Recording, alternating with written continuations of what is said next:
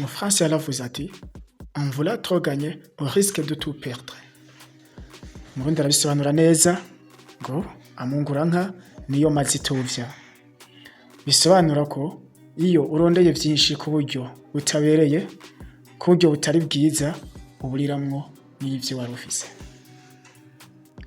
Iyi misi abantu benshi ko barondera inyungu z'umurengera, mbega bakazirondera mu nzira itari nziza, aho usanga kenshi ngo hacemo n'ubwihevye, umuntu agashaka kuronka ivy'umurengera, kuronka inyungu atabiruhiye, na cane cane mu kugendera ku bandi, mu gucinyiza abandi, cyangwa se mu kuzuruma abandi.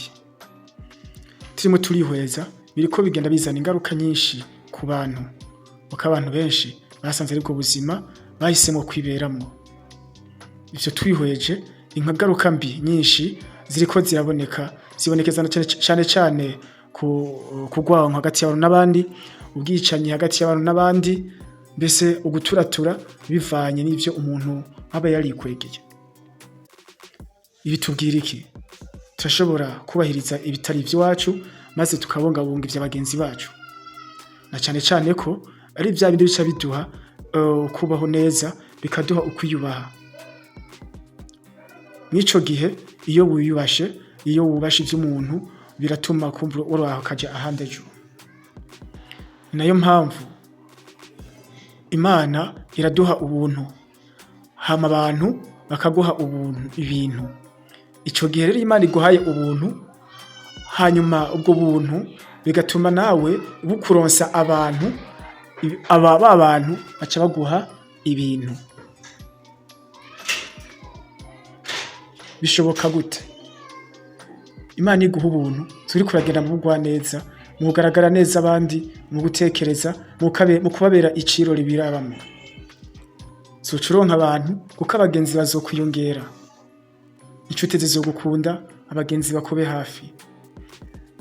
Ico gihe umuntu azoguha ikintu kumva umurabira, ca kindi akubwiye umurabire kikubera ubuzima bwo kubaho. Ivyo ni vya bintu biza bikomotse ku muntu, mu gihe umuntu wamuhawe n'ubuntu. Biroroshe rero ko kumbure dushobora kwiteza imbere, dushobora kuva turi ejo tukaba turi ku yindi ntambwe, bivanye n'inyifato nziza tuba twaragize. Ariko ivyo vyose aho bica bivasa ahandi, umuntu uno musi aba umuntu mubi, ejo yari mwiza, akumva yuko yashimishwa n'uko agiye muri iyo ngeso yo kuba yabumbwa n'ivyo atwaye mugenzi we kugira ngo yunguke cyane, ariko siko yahoze. L'homme n'est libre, mais c'est la société qui le change. Bwa mbere wari mwiza, ariko bivanye n'agakuku b'abantu mwagendana, babandi wari no musi kumbure ejo yarafise ikinga cyangwa se ntabyo yarafise, ariko bafise ibindi bintu ubona ko kumbure vyahindutse ari intambwe kuri we. Yaciye mu nzira zibi, yivye bosi wiwe, yivye muvyeyi wiwe, wifuje ko waca mu nzira yaciyemo ushike kuri vya bintu. Birumvikana ko wahinduwe na societe deja. Bica bigenda gute? Iyo umaze kubona ko umuntu uriko muragendana yo kwera igisitaza, urasanga bataye umurongo, nivyo umurongo urawuta, gerageza umwikure ko ufate umurongo wawe uje n'abantu beza. Nta kidahinduka igihe unagifise mind, uratekereza byose ugasanga byakunze. Bihera hehe? Abagenzi duhitemwo, abagenzi arimo beza n'ababi. Ejo nari umuntu mwiza, ndi umuntu mubi. Musi ndi umuntu mwiza, ejo nzi umuntu mubi. C'est la société. Biroroshe ko duhitamo tukabantu beza batunganye, navyo duha amahoro mu mitima, mbese bikaduha n'iterambere, maze bikazodushobokera gutunganiriza imiryango, maze tukabaho tutahangayitse.